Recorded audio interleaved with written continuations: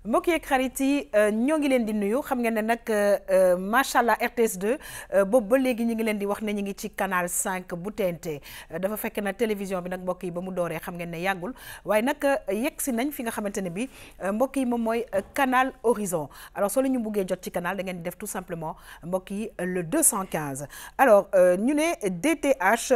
Eutelsat 16A donc ci satellite pour l'Afrique Eutelsat 9B pour l'Europe alors dañuy gërëm nag ci biir loolu mbokk yi ki nga xamante ne moom mooy directeur général bu RTS monsieur Racine Talla nga xamante ne bi jàpp na ci bu baax a baax ak équipe bam yëpp pour que RTS 2 yéeg ci canal Horizon ñu gën ñu mun gis fépp dans le monde alors ñu ngi remercier aussi le directeur technique di monsieur Ndoye Alioune Badara Ndoye moom itamit ñu ngi koy remercier bu baax a baax parce que jàpp na ci aussi pour que RTS 2 mun a yéeg ci canal Horizon waaye ñu ngi remercier bu baax a baax ki nga xam ne moom mooy suñu directeur monsieur Omar Ba directeur des antennes régionales nga xamante ne bi moom itam dëggoon na ci tànkam bu baax a baax pour ñu yegg si foofu waaye di ci sant di ci gërëm bu baax a baax ki nga xam ne moom mooy madame Fatou Dieye responsable RTS 2 mais ci biir loolu en tout cas dañuy kontaan bu baax a baax au nom vraiment de toute l'équipe de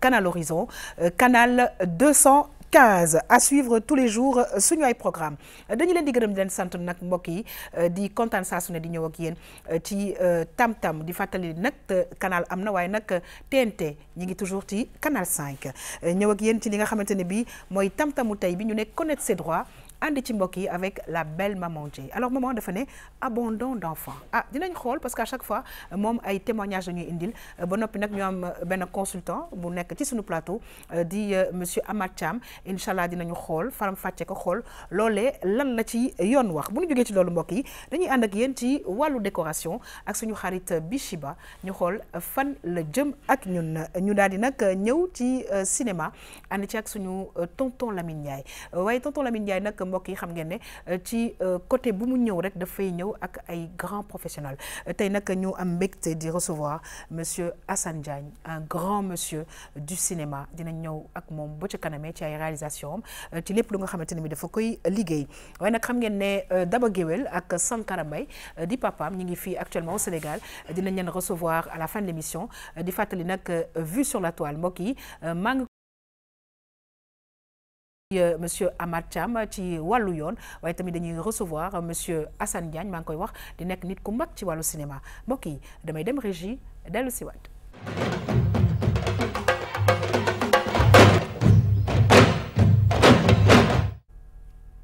waaw dañuy kontaan nag mbokk yi saa su ne di feggo avec la belle maman Dieye maman c'est toujours un très grand plaisir xam naa ne nag très souvent les ñun nag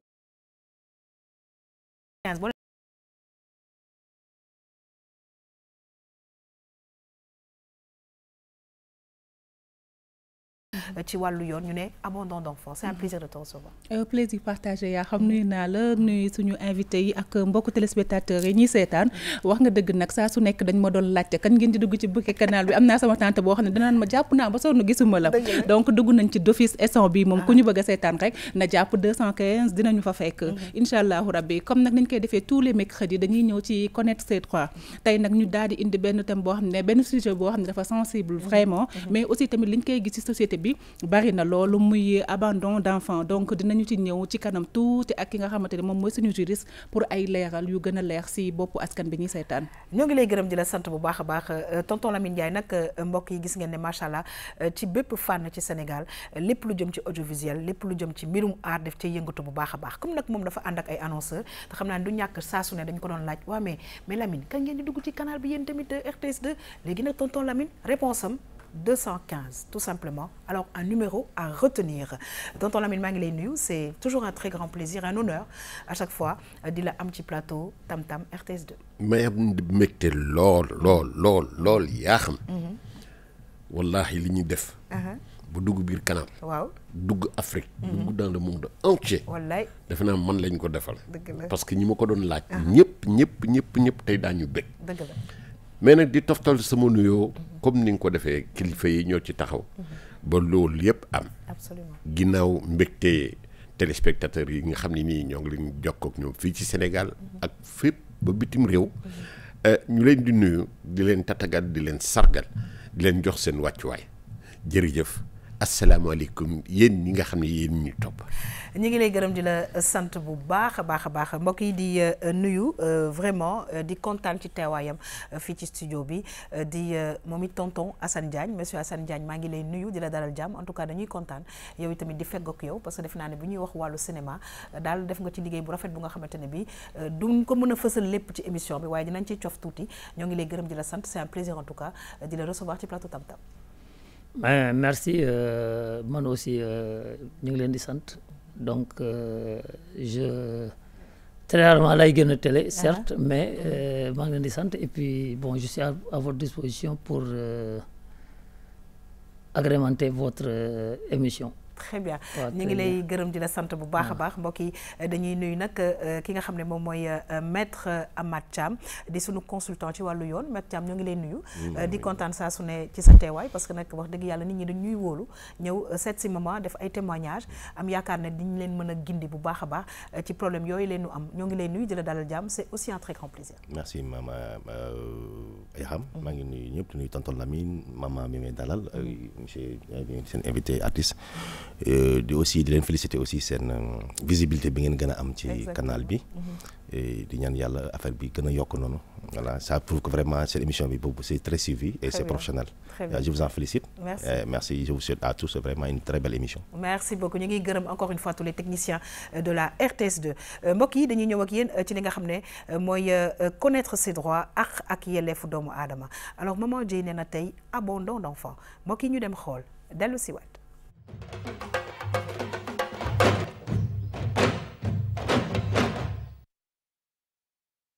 man dama amoon benn problème boo xam ne dama ko amoon comme dama doon seetaan émission Tam Tam RTS2 ma gis ni émission boo xam ne day gindi askan wi ci côté droit léegi dama defoon dafa am benn ndog-ndog bu ma daloon ba ma nekkee xale léegi li ma daloon mooy que ni dañ ma ëmbaloon bañ ma ëmbalee nag ka ma ëmbaloon dafa bañ ba ma bañee tamit samay waajur xam nga rek ak suñu culture ni muy demee samay waajur génnee ma kër gi bañ ma génnee kër gi aw ma nu may def nu ma sànni xale bi te xale bi tamit bëgg naa mu am éducation ma dem ci koñ bi am na benn kër boo xam ne gis naa seen éducation baax na ma jël ma bàyyi ba guddi teg ko ci buntu kër gi ma ko tegee ci buntu kër gi nag ci diggante bi yàlla def na ni dem naa sëy naa ba am ci sama sëy bi 18 ans mais ci diggante ci sëy bi yàlla dafa def ni aw ma ci doom comme aw ma ci doom xale bi dem na nag ba màgg na ma nit fu mu nekk nii sama situation changé na parce que temps boobu manque de moyen moo taxoon ma dem bàyyi ko fa fu mu nekk nii nag damaa bëggoon a récupérer sama doom ba ma demaatee ca kër ga ma expliqué soxna si que ni xale bi man maa ko moom man maa ko jëloon teg ko ci kër gi expliqué naa ko tamit manque de moyen moo taxoon ma def ko waaye tamit nee na fu mu nekk nii mënumaa fexe jël doom ji parce que àdduna du yàgg ba ma jël ko def nañ ci liñ ci def lépp léegi comme émission bi gindi moo ko tax a jóg ma ne léegi naa ñëw ci yéen ma laaj leen nan laay def bala maa def ci benn procédure ma ci am benn gàllankoor ma ñëw ci yéen ma laaj leen nan laay def yoon bi ma war a jaar war a mën a récupérer waat sumay doom ndax instant bi nii rëccu naa ko soxlawaat naa sama doom léegi loolu rek moo ma tax a jóg.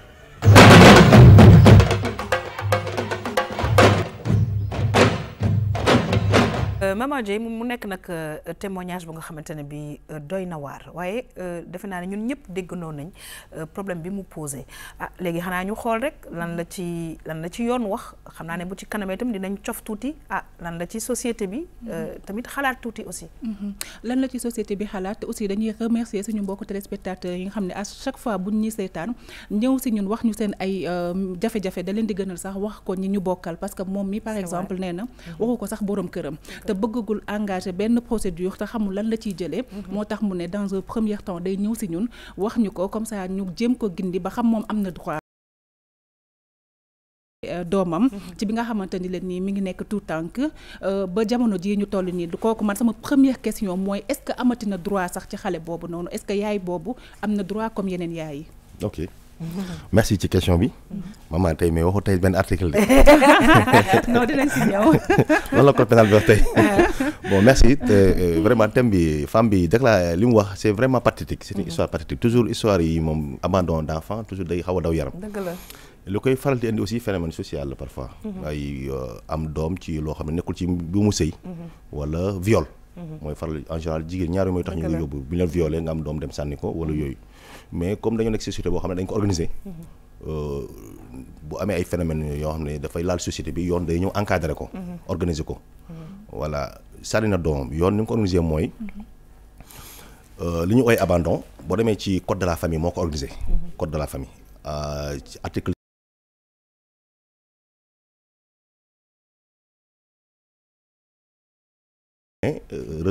retrouvé wala enfant abandonné. ñun bi ñu intéressé mooy enfant abandonné. d'accord enfant abandonné bi dafa am procédure nu ko yoon tëddee. un enfant est abandonné bu ñu toogee yi nekk yoon toog na at ñu ko jur defuñ benn intéressement wane ne ñoo jur xale bi wala c'est ay ñoo ko jur. toog nañ at. wàññee ko mooy xale bu ñu ko foree soit nit mën na ko for. jëlal ko boppam adopté ko. comme nit aussi mën na ko for.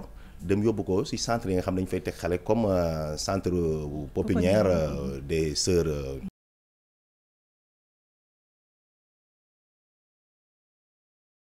garde ko pour de la garde de l'enfant et sa sécurité. pour xaar en attendant tribunal daf ku soxla adopté nga ñëw jaar foofu ñoom ñu def procédure bi. comme ñoom aussi mën nañu def procédure bi. procédure bi ci njëkk mooy demande d'abandon. demande de garde demande d'adoption. mooy njëkk am. très bien demande d'adoption bi bu ñu xasee bu dugg ci tribunal bi. juge bi day jël déposer ko bu ñuy wax benn service benn service boo xam ne mooy saytu loolu ci Sénégal mi ngi logé ministère de la justice. d'accord ay fàttali mu tudd. service boobu léegi ñooy recevoir boo déposé juge bi rek juge bi day jël requête bi yóbbu ko foofu. d'accord su ko defee ñoom ñu ñëw ci ay enquête yeeg ci suuf yëpp. pour xam ndax yéen vous jouissez d'une famille c'est un couple ou bien cette personne bi soxla adopté il jouit d'une bonne moralité. am na ay moyens yu recevoir xale bi ndax këram environnement bi permettre na xale nekk fa yëpp ñoo def loolu. d'accord léegi nag 3 mois la am xale bi. c'est-à-dire que ñooñu maanaam ki ko bëgg adopté wala bu nekkee centre pépinière bi lañ ko yóbbu. centre pépinière moom mooy def requête bi. fii parce que doom dañoo tegal la ko rek te auto ay kayit ñu dem saisir yoon. ne juge bi ñun kat indil nañu xale boo xam ne dañu koo for. wala yaay moo ñëwul boppam. nañu jur na doom mais mënu ko yoreel boppam. léegi ñun pom pépinière ñun centre pépinière Médina bi wala man diw damaa bëgg nga jox ma xale bi damaa bëgg def demande d'adoption. demande boobu nag bu duggee depuis date bi demande bi dugg. bu amee ñetti weer. mënatoo commencé procédure baa ngi dugg mënatoo demande xale bi si war nga dem si yoon mais mënoo ñëw si fa nga dencoon xale bi. wala dem si pépinière ne leeloo sama doom. déjà loolu leer na yoon da lay tëj foofu. ok xam naa ci wàllu pépinière yi moom ak technique bi ñuy adopté xale bi dinañ ci gën a ñëw ci yeneen di leeral parce que sinon temps bi daf ñu xaw a tënk mais bu ñu ñëwee ci li nga xamante ni ne moom mooy sujet bi mooy ndaw si nga xamante ni ne nii moom dafa sànni doomam ci benn buntu kër jàmbur ñi mu ko sànni ñoom dégg nga ci élément bi ñu ne ñoom déclaré nañ xale bi ci seen sant maanaam xale bi ñoom seen doom la ñoo ko doomoom léegi ndaw si moom ban droit la amati si doomam pour que mu mën koo récupérer waat bu fekkee ne am na ci droit. d'accord xale bi fu mu doon mën nañu jàpp gannaaw déclaré ko ci turu ñi ko for famille bi ko for. et puis ça fait 18 ans. kon ça veut dire kon dañ ko def adoption plénière. adoption plénière. parce que Sénégal ñaari façon adoption moo ci am. adoption simple. l'adoption est simple lorsqu'il est réfragable maanaam mën nañu ci ñëwaat di changer ko. boobaa xale bu du jël santu ñu ko adopté. mais mën nañ caa toftal santu kër ga. d'accord comme ça xale bu nekkee man Thiam laa sant. mais dem ñu adopté ma ci benn famille bu ñuy wax Diop. damay def Amath Diop Thiam. d'accord. dañ ko ci dugalaale. ok mais su nekkee nag man dañ maa adopté ci kër goo xam ne adoption plénière la. ok la Amath Thiam bu ma defee adoption plénière mën naa doon kooku soo dee. ki ma adopté su ma dee mën na maa doon. d'accord te c'est irrévocable adoption plénière. léegi nag gannaaw jël na santu ñee ça veut dire que adoption bi c'est plénière la. donc c'est irrévocable. léegi yaay ji lan la ko yoon léegi yaay ji li ko yoon mooy.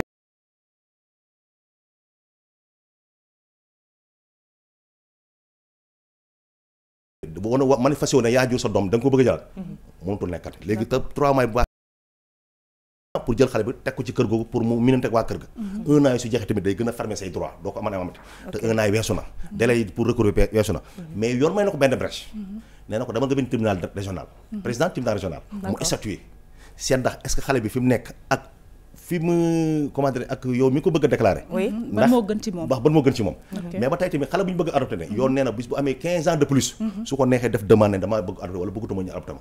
d'accord moom xale bi su ko neexee mu su ko dafa bëgg a dem ci yaay. ban âge parce que am na à partir de plus de 15 ans alors. plus de 15 ans plus de 15 ans. ok plus de 15 ans ki ñu bëgg a adopté. su ko neexee ne bu ma bëggatuma ko adopté doo xam day joxe consentement écrit mais fu mu doon pour yaay ji moom def procédure bi ne damay déwër. ces chances sont amoindries mais nag yoon tëjul ko buntu. parce que ak jural dafa fort. yoon nee na ko dama nga saisir tribunal président tribunal régional. président pas tribunal départemental régional. président tribunal régional moo am compétence pour statuer ndax xale bi war nañ ko delloo yaayam. wala waruñ ko delloo yaayam. mais on assume selon les intérêts de l'enfant. alors léegi ndax xale bi fay la gën a nekk à l'aise wala fay la gën a nekk à l'aise. léegi Maître Thiam loolu juge mooy apprécier. boobaa pour mu apprécier s'il vous plaît une minute. oui vas-y. voilà pour mu apprécier nag dafay ubbi ce qu'on appelle une enquête sociale lay def. jox police enquête ci suuf. koñ bi yëpp ba dajale ñoo jox après juge bi apprécier. d'accord léegi man bëggoon naa xam mais mën na bañ a découragé def rek. bëggoon naa xam est-ce que ki nga xam ne moo abandonné doomam est-ce que yoon dafa am lu mu ko daan. bien sûr parce que boo demee ci article 297 98. y a ce qu'on appelle la puissance paternelle mooy ki nga xam ne moo yor ak yelleef xale bi. yoon da ko dindi ce qu'on appelle la déchéance paternelle la puissance paternelle la déchéance. déchéance mën na nekk une déchéance obligatoire ou bien une déchéance facultative. la déchéance est obligatoire su nekkee dañ ne la xale bu nekkoon yaa yor garde bi day dañ. su nekkoon yaa ko doon jox mi lekk dañ koy arrêté. même xale yi nga xam ne juróogoo leen yow amatoo droit sax am nekk tuteur amatoo droit nekk tuteur si projet. amatoo droit nekk bokk si conseil de famille. là c'est ce qu'on appelle la déchéance ba pare loolu sur le plan civil la. sur le plan pénal mën la tëj ay daan de plus de 5 ans. parce que maire bi parce que li nga def mooy délit bi nga def mooy. délit d'excitation à la débauche d'un enfant mineur. d'accord ndax maire bi xam nga mi ngi wax ne que ndaw si bu dellu si waatee këram pour di def benn réclamation ci doom ji moom da koy porter plainte donc loolu sax naroon na nekk sama question est-ce que moom am na droit porter plainte yaayu xale bi ndax bu ko porter plainte est-ce que yoon dina topp ndaw si ci ay daan. bien sûr yoon mën na ko topp ci ay daan. man am na droit aussi porter parce que actuellement moo adoptant bi. moo ëpp doole fu mu doon yaay xale bi ci xale bi parce que moom yoon may na ko yoon këyit yëpp pour moo xam ne mais ni moo jur xale bi. fu mu doon il est le parent biologique pas biologique il est le parent judiciaire. xam nga parent judiciaire là. moom mooy c'est son fils c'est son enfant judiciaire. sur les papiers. très bien alors damay interpeller excuse-moi rapidement monsieur Diagne muy benn fait bu nga xamante ne bi je pense que dañu koy faral di gis ci suñu société yow ban xalaat nga ci am. C'est un fait divers comme pas mal de faits divers et que nous en tant que cinéastes c'est un sujet boo xam ne mën na nekk une histoire bu ñu jël pour def ko film wala série et cetera et que appréciation personnelle bi aussi am mooy je crois on en a parlé peut-être que les gens il faut les former un peu plus par rapport à ce qu'on appelle l'éducation information et IEC c'est-à-dire que les gens ne sont pas informés et que c'est-à-dire que les trucs primaires par rapport à une relation entre deux personnes xamuñu ko donc encore plus sensibilisé. Ouais, c'est ça c'est la sensibilisation. Voilà alors justement tonton Lamine Ndiaye am na benn loo nga xamante ne bi liggéey boo xamante ne bi jotoon nga ko def ci wàllu yu mel nii.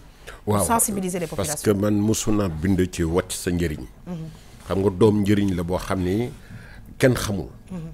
léeg-léeg ñu bàkkee la sax doomu jaambur doomu diw la doomu lii la.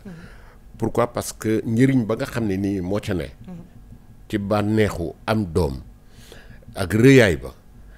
il faut que nit ñi xam ni yombul rek nga ñëw jël doom daal ne da nga koy adopté mais aussi boo jëlee sa doom wàcc ko ci mbedd mi ba nit for ko boo moytu sax mun naa nekk doomu diw dootul doon sa doom. très bien kii bi nga bindoon na mu tudd. wàcc sa njëriñ. wàcc sa njëriñ alors maman on va terminer.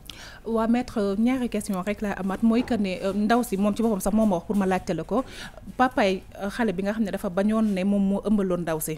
kooku noonu moom ndax moom mën na ko topp ci yoon instant bii nii. non mënu ko topp ci yoon parce que amu ci benn amu juridiquement du papam.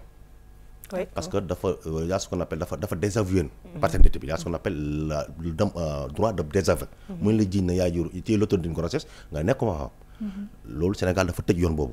xale amul droit wala yaay kuy am problème grossesse mënul dem si yoon ne diw moo jur sama doom.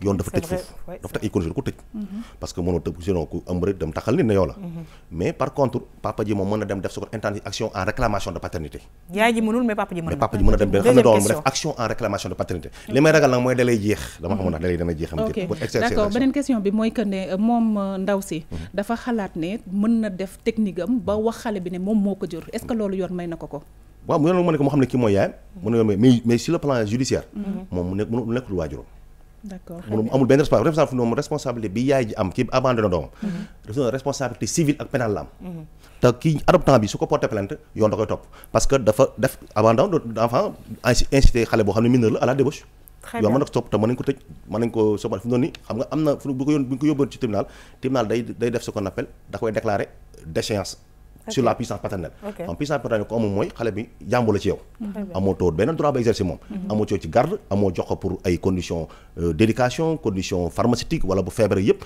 yoon da koy dindi ci yow deuxièmement yoon mën na teg ay daan yoo xam ne mën na ëpp sax 5 ans très bien alors li ma jàpp ci cas en tout cas bi nga xamante ne Maman Dieye daf ñu ko indil tey mooy que femme bi lenn rek la mën a def bind benn lettre dem tribunal régional tout en sachant que bon ça va être très compliqué pour elle en tout cas c'est bien que certainement mi ngi seetaan moo xam ne que bon loolu la mën a def maintenant la cay topp nag yoon moom itamit voilà juge voilà à l'appréciation du juge selon les intérêts de l'enfant tout à fait moom day dem ci yaayam mën na xëy na mën na dindi parce que léegi majeur la aussi mën na nekk et puis après il y a cette procédure de changement de nom de famille etc bon bah ça c'est assez compliqué en tout cas Maman ñoo ngi lay remercier bu baax a baax mbokk yi nag di fàttali ne encore une fois ne que RTS2 ku fi ñëw poser ce problème dinañu def de sorte que nit ñi duñu la xàmmee waaye suñu consultant bi nga xamante ne bi mooy monsieur Amath Thiam wala tamit Ousmane Thiam dinañ leen gindi bu baax a baax en tout cas ñoo ngi leen di gërëm di leen sant di leen fàttali nag RTS2 ci bouquet canal numéro 215 waaye ñu ngi toujours ci canal 5 bu TNT dañuy xuus nag ci émission bi mbokk yi ñëw ak yéen ci li nga xam ne moom mooy décoration ànd ci ak sunu xarit Bichiba ñu xool tey lan la ñu indil.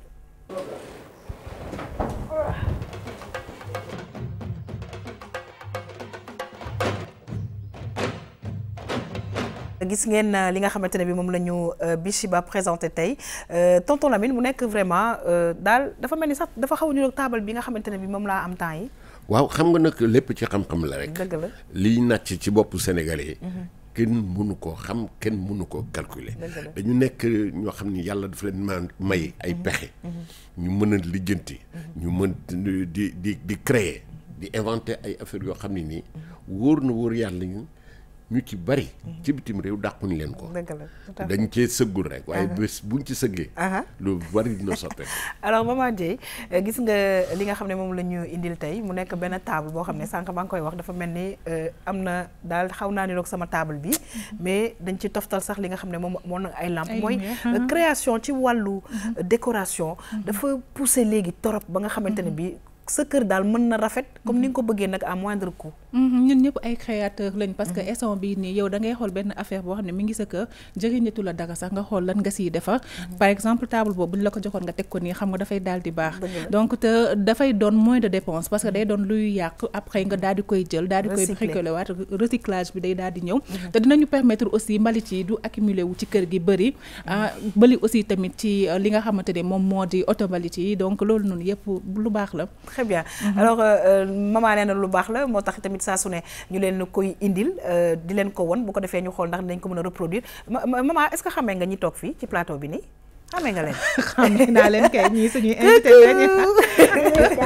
alors yéen ñi seetaan nag gis ngeen sànq maa ngi koy junj Daba Mbaye est actuellement à Dakar mook papaam Sankara Mbaye ba ca kanamee en tout cas dinañu ñëw parce que am na ay mbir yu am solo yu nga xamante ne bii dañu koy def fii ci Sénégal jëlee ko États-Unis yooyu yëpp bokk ci li nga xamante ne bii mooy ay ndimbal danañu jokkoo ak ñoom ba ca kanamee ñu ngi leen di nuyu depuis la régie di nuyu suñu xaritu technicien yi fa nekk ah ben ça c'est Daba ça je la reconnais. dafa bëri affaire de gis nga ko maman. bisous très bien bisous happy to see you. alors mbokk yi dañuy continuer nag li nga xamante ne bii mooy sunu émission tam-tam daal di dal ci wàllu cinéma sànq maa ngi leen koy wax moo am gan gu mag gu tonton Lamine Ndiaye indi mbokk yi ñu dem régie dellu si waat mën a nag waxtaanee gan gi parce que nag gis ngeen feuille bi tonton Lamine yore yëpp maanaam réalisation yeeg ba mu commencé ak yëpp tonton Lamine dina ci ñëw waaye dama dem régie mbokk yi dellu si waat.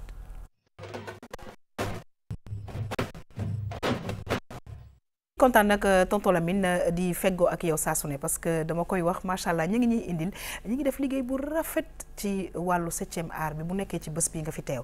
tonton Lamine sànq ma junj ko ma ne ku mag koo xamante ne bi liggéey bu rafet la def fii ci Sénégal muy monsieur Assane Diagne. ma bàyyi la nga présenté ko.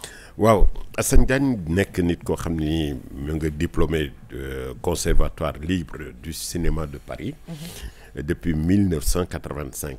Nekk un très grand réalisateur parce qu'il est sorti à la réalisation. Il est détenteur de la carte professionnelle de producteur et de scénariste et des métiers du cinéma au Sénégal. Très bien. loolu moom xaw ma ne woon ne sax mais réseau boobu am na fi. mu nekk aussi président des scénaristes. Du Sénégal. Très bien. Du réseau des scénaristes du Sénégal.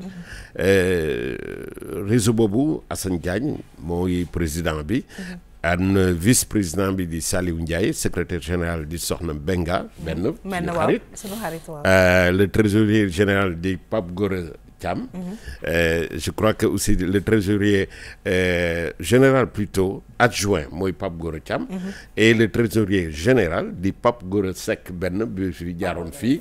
Pape Gora Seck très bien. waaw dama naan Gora Badara dañu xaw jegewoo ci man et ñu aussi ràññeeti ku ñu wax Malick Diagne nga xam ne c'est le secrétaire à l'information. Très bien ñu ñëwaat ci parcours am moom. ñu ñëw ci parcours am donc dañu ñëw dama daaneeloon foofu rek doon ñëw si ci 3 films yoo xam ni def na ko yu doon daw fii RTS. D'accord muy Kiné Kumba ak Nef. Très bien jot nañ jàll fii.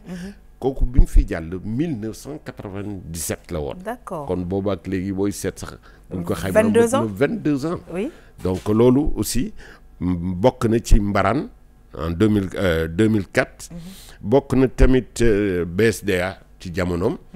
léegi mu nekk société lan su ma kiiwul société bi la nouvelle société.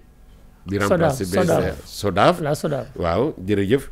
et tamit muy jàngale naka la ñu bindee scénario. Très bien je crois que sax war na ñëw fii ci RTS. képp ku fi réalisateur mu jàngal la na ñuy bindee scénario. alors est-ce que monsieur Diagne am nga looy yokk ci présentation bi wala baaxee na noonu. mais baaxee na noonu je crois qu'il a tout dit. Très bien. À part que ce que je vais ajouter rek mooy que bi may def Kiné Kumba Nef. waaw c'était en coproduction avec la RTS. Quand même. D'accord. Très bien. Et ça c'est très important et c'est 3 films qui ont été réalisés téléfilms. en 3 mois. En 3 mois.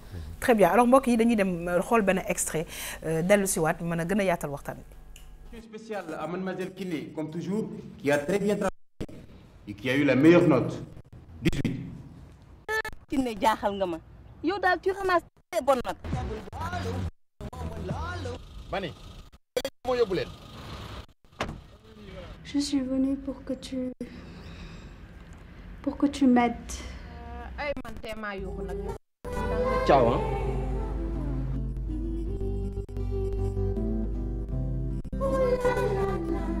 ndax xam nga ne ren nga war a def ko. bul ma expliquer dara.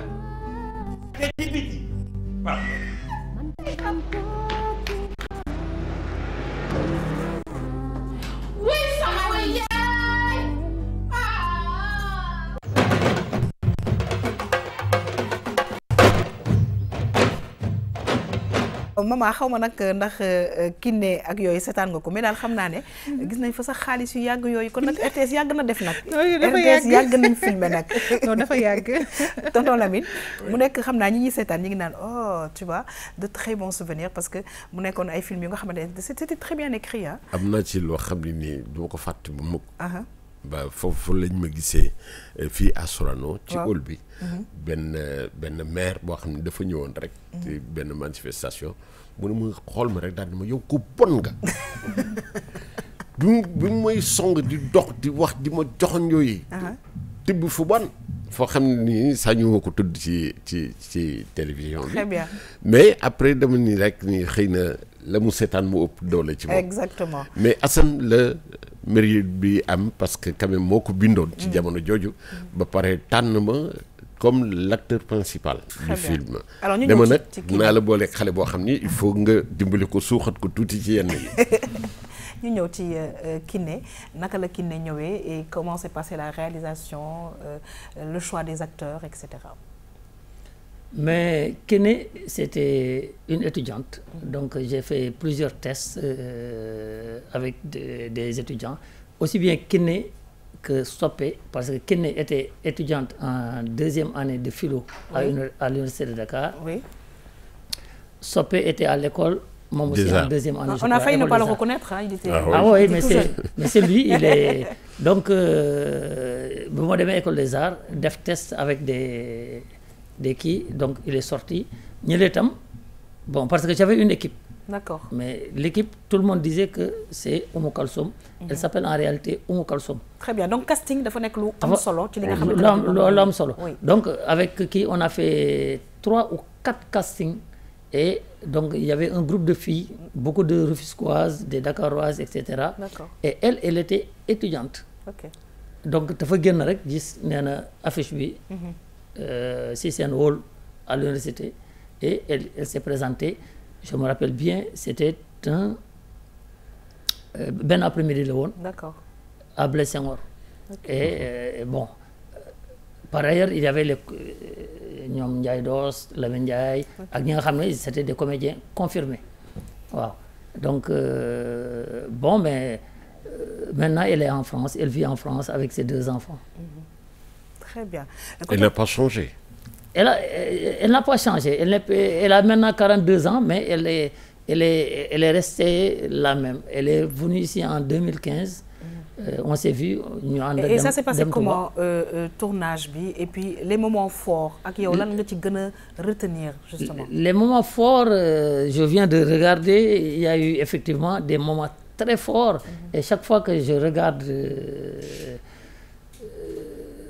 ce téléfilm-là, parce qu'il y a de l'émotion. Okay. Il y a de l'émotion, comme ni ko kii waxee nii Lamine Ndiaye. Et que il y a, c'est pas un film hindou, mais beaucoup de gens à l'époque se sont sentis quelque part visés ou bien se sont sentis bu dee un parent trahi wala kii etc. D'accord. Et que il y avait une forte émotion. Et parce que ça aussi c'est l'écriture, c'est la manière et c'était un peu mes débuts aussi dans l'écriture parce que juste après j'ai fait un stage à Ouagadougou d'écriture et loolu lay jàngale par exemple jusqu'à présent. Oui man li ma ci bëggoon dolli rek dafa am ci benn scène boo xam ne nii daf ma touché woon. D'accord. Parce que Assane def ni ma da ngay toog ci sa bureau. moom mu ñëw wax la ëmb bi. ne ëmbal nga ko. léegi il faut réagir. ma ne ko c'est vrai. ma toog xalaat man waaw koo ëmbal mu ñëw di la ko wax nga jékki-jékki war koo daal du mënt. D'abord c'est un peu méchant. comme témoignage aux femmes bi. Voilà donc c'est méchant. ba pare ma daan ne mais waaw kii nan lañ ko war a joxe. sur le plan de l'émotion sur le plan du sentiment. Et ça demande une grande préparation. Mais bien sûr. Oui. Alors ma toog xool ma ni non naa dem. J'avais une totale confiance parce qu'il m'avait libéré. ma toog ndaw si ñëw ni mu nekkee xale noonu. mu gêné ma parce que dafa xawoon a nuru ak sama taaw jigéen. ndeysaan. ma di ko xool mu mel ni sama taaw bu jigéen moo toog quoi. ba ci yàgg sama de tuuti recul. mais fi mu gën a métti mooy boo da nga koy dugal ci oto bi ñu dem ba ci benn kër nga ni ko. ne ko fii laa lay dëkkal fii la ki mu la booleel nekk. nga wut échappatoire pour dem. mais gis nga bi ma ko defee moo yóbbu ko ba foofu. mu wàcc ne ma fii kenn nekk fi man ko si dugal ci biir force ko ba mu dem dugg ci biir kër gi. rek ma taal oto bi daal di dem. li ma ci naqari xam nga lan la li ma touché dëgg mooy bi mu may yuuxu di ma kii di daw topp ci oto bi ma jël sac bi rek ñu ko xër. Très mu bien génn. alors maman gis nga tonton Lamine mi ngi ça veut dire que exactement donc c'est pour ça que des fois on veut même pas le couper parce que da ngay sant ni mu koy dundaatee et puis il raconte comment est-ce que c'est vécu parce que des fois ay nit lañu aussi dinañ la jox scénario boo xamante ne bi tellement da nga ciy dugg ay appréhension il y a beaucoup de choses et on sent ça chez le grand acteur macha allah tonton Lamine xam nga moom dafa fi amoon jamono nag wax dëgg yàlla donc man question sax bi ma am pour laajte ko mooy que ne dañuy wax que ne cinéma démb ak tey dafa am ute bu ci nekk donc ci noonu sax la ñuy xuusee nekk ne parce que léegi nii bu ñuy sélectionné ñi nga xamante ñoom ñooy acteurs yi duñu jël ñi nga xam ne def nañu formation art dem école des arts et cetera mais par contre dégg naa yow bi ngay expliquer sànq nga ne xale bi étudiante la donc lan moo la attiré lan moo tax nga porter ce choix ci moom vu que ne moom deful benn formation kii mais je crois que on a joué un peu sur le naturel et avec la démocratie parce que j'étais pas seul j'étais entouré d'autres cinéastes avec de script Mati Ndiaye etc.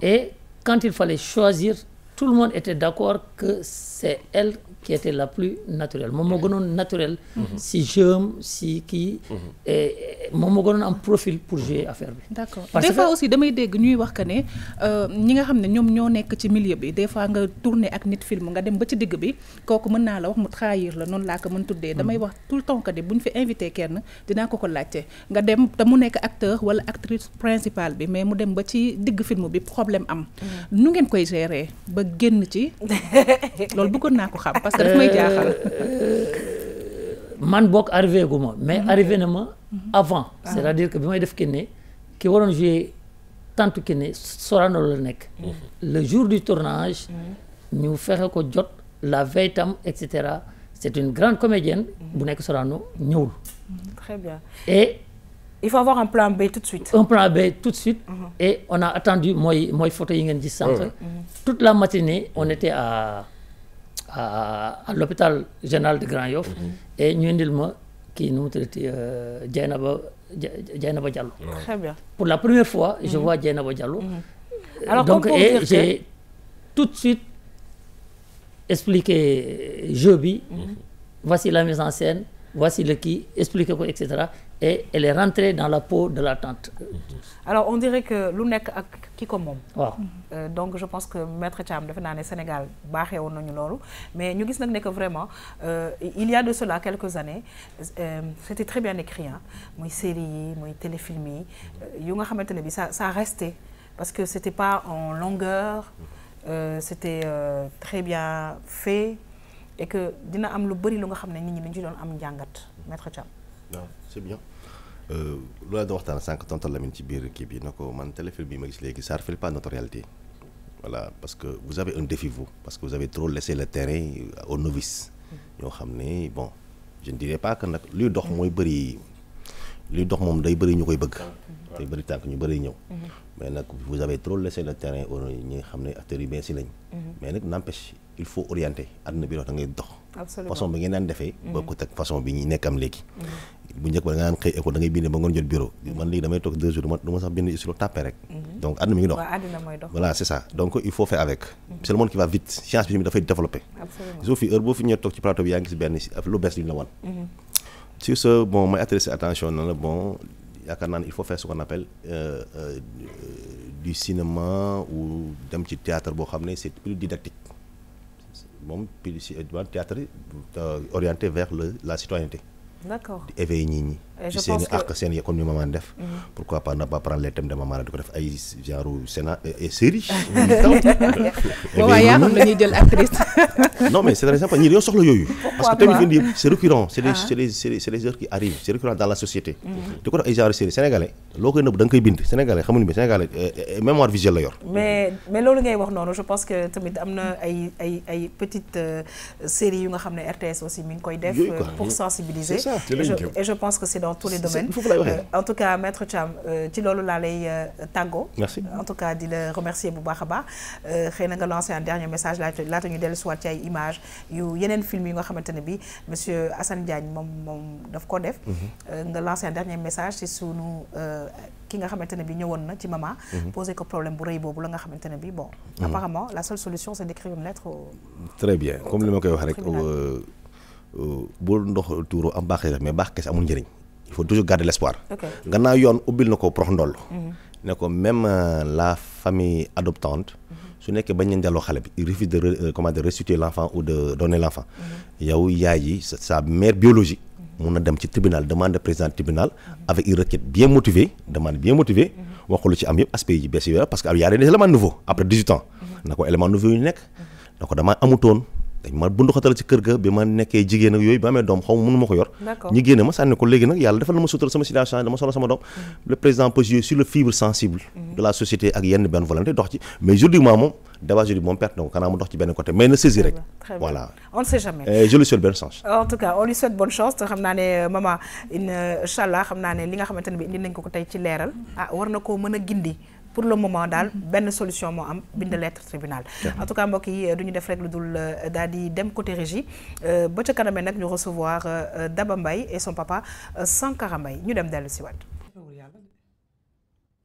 man dem na sama xarit yoo xam ne yii am na benn góor bu nekk fii rek benn maaman benn fas la yor ñoom ñëpp ku ci nekk am nga ko fa heure boo ko takkee waxtu bu nga bëgg a ambaate rek si ngay ëmb waaw am naa man moom si dimbali ma. bu ngoonee bu ñu yàlla may ñu def ba pare.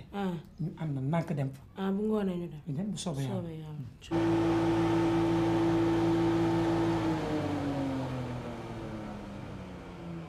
Alors, c'est Nef et ça me fait penser tout simplement à Nefenou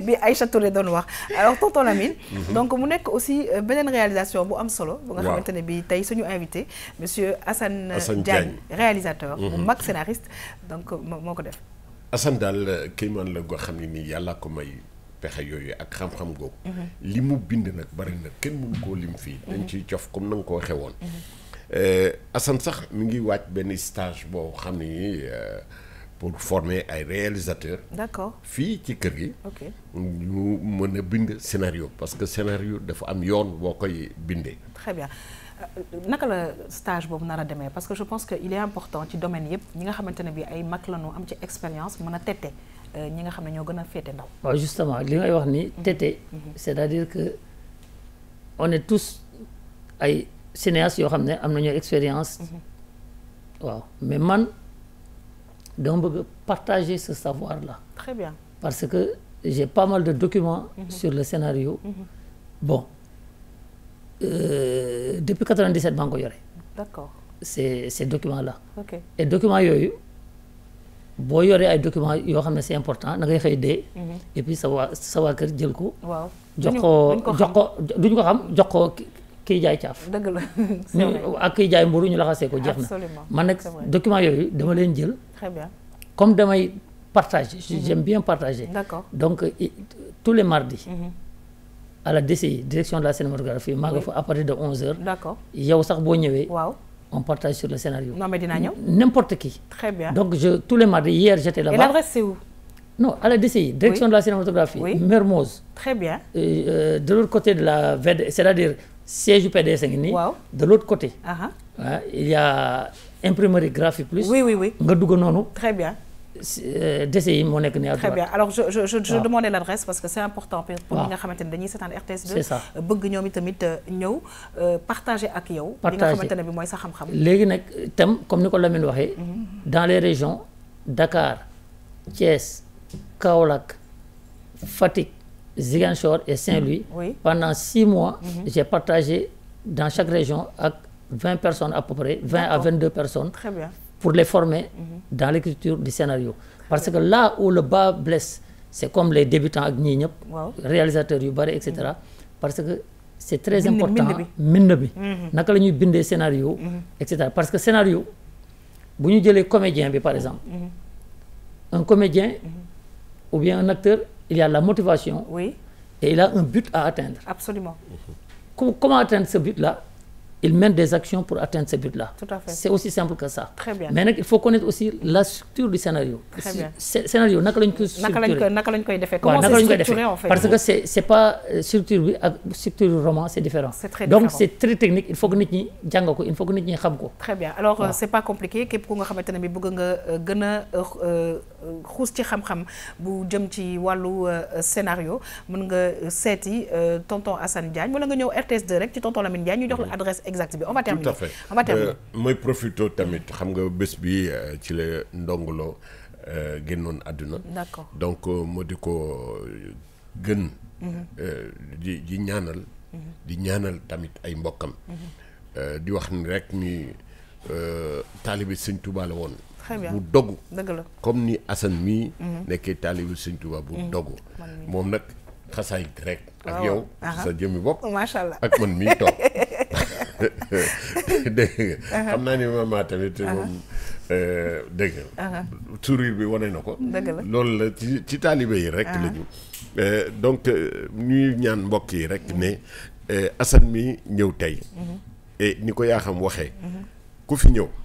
bëgg koo xam wala bëgg a jokkoo ak moom incha allahu rabbi dinañ la jox adresse am jox la numéro téléphone am nga jokkoo ak moom. très bien ñoo ngi lay gërëm di la sant bu baax a baax monsieur Assane Diagne en tout cas c'est un honneur pourquoi parce que sànq ñi ngi koy waxtaanee ci suuf nga ne bi mooy soo juumul mooy première plateau de télévision bi nga xam ne da nga koy def kon nag defe naa ne nekk ci caméra yi nii des fois c'est chose peut-être pas facile mais en tout cas la ngay liggéey ca gannaaw caméra bi sénégalais yi kontaan nañ ci bu baax a baax ñoo ngi lay gërëm di la sant bu baax a baax ba noppi nag di la gërëmaan encore ci formation bi nga xam ne yaa ngi koy def pour les réalisateurs wala ku mel ni man wala keneen ku nga xamante ne bi bëgg na jàng tout simplement bind scénario. N'importe qui, un policier, un gendarme, un qui. Ouais. J'ai eu à former par exemple un policier qui venait tout juste de prendre sa retraite. Très et que qui était intéressé par ça. Donc ça peut être un journaliste, ça peut être n'importe qui. Très bien. Par exemple, actuellement c'est un étudiant tchadien boo xam ne fii la juddoo fii la yaroo qui vient mardi bu nekk à la DCI à partir de 11h.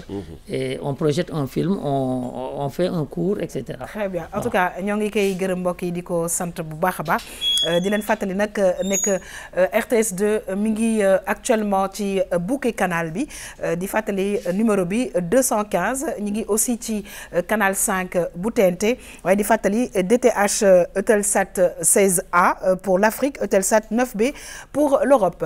Alors damay recevoir nag avec beaucoup de plaisir Daba Mbaye et son papa. Alors Daba, come on please and sit down here, Daba.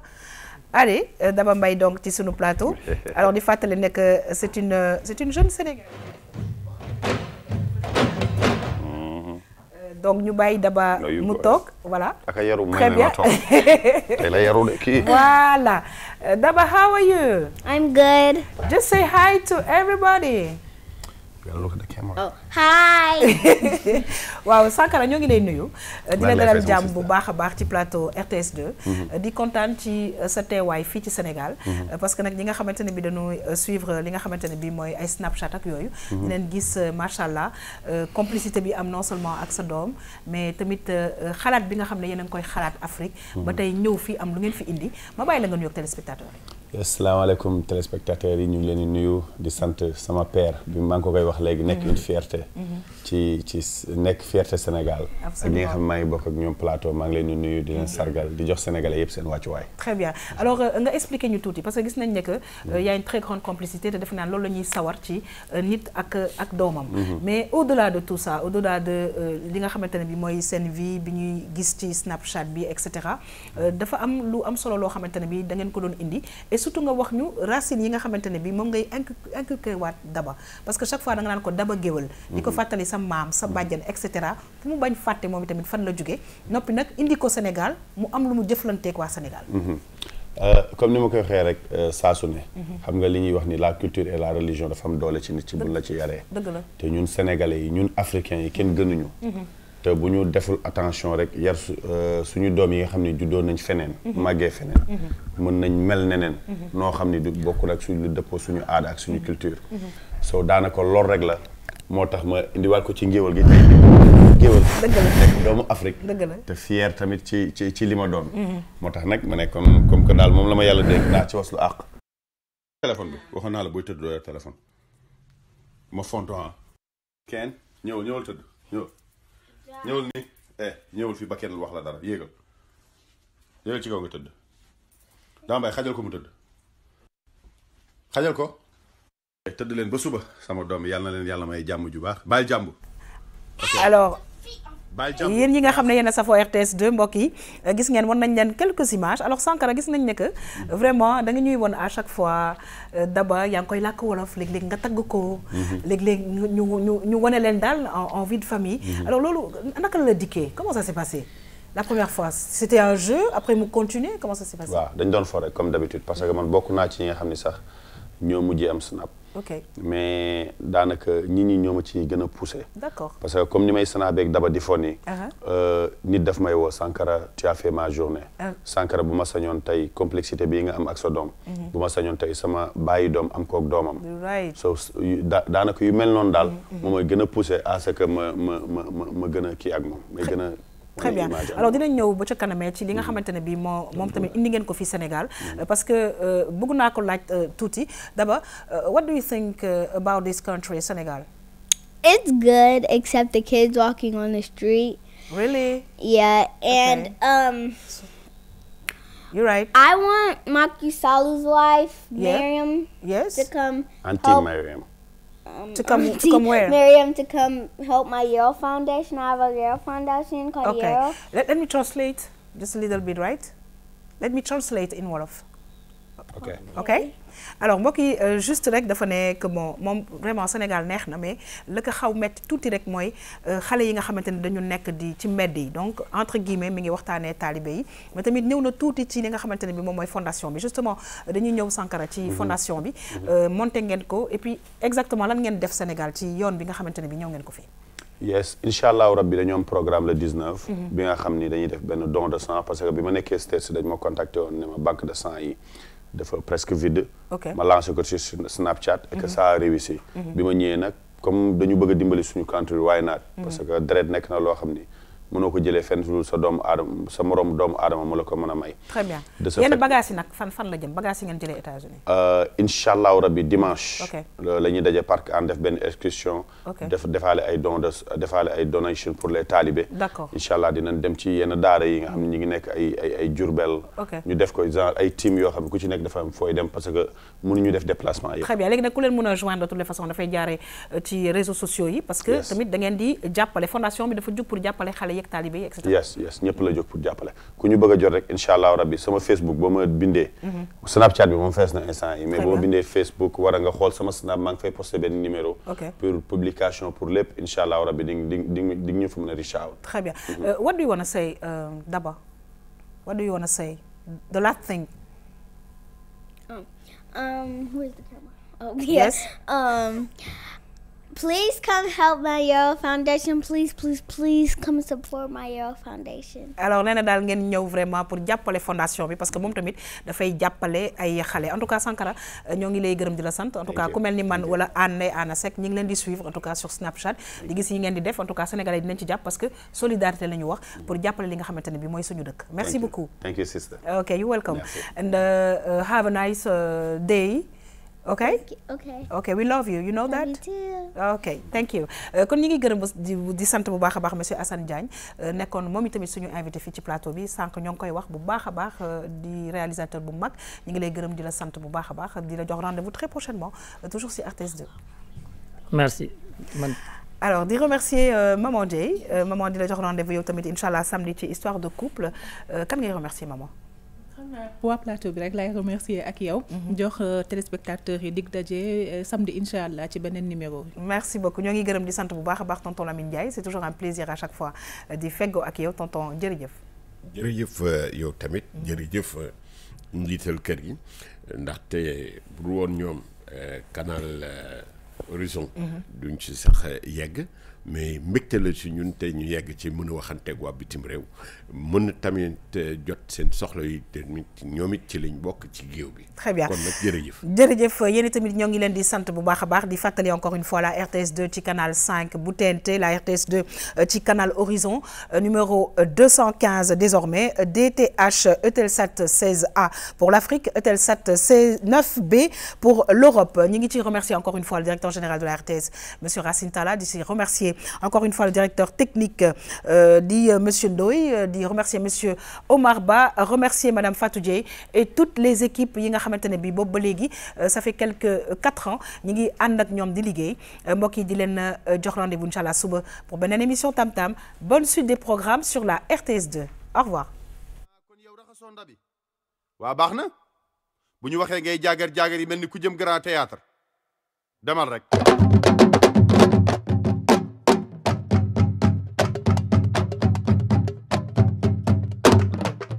dama di nga dem.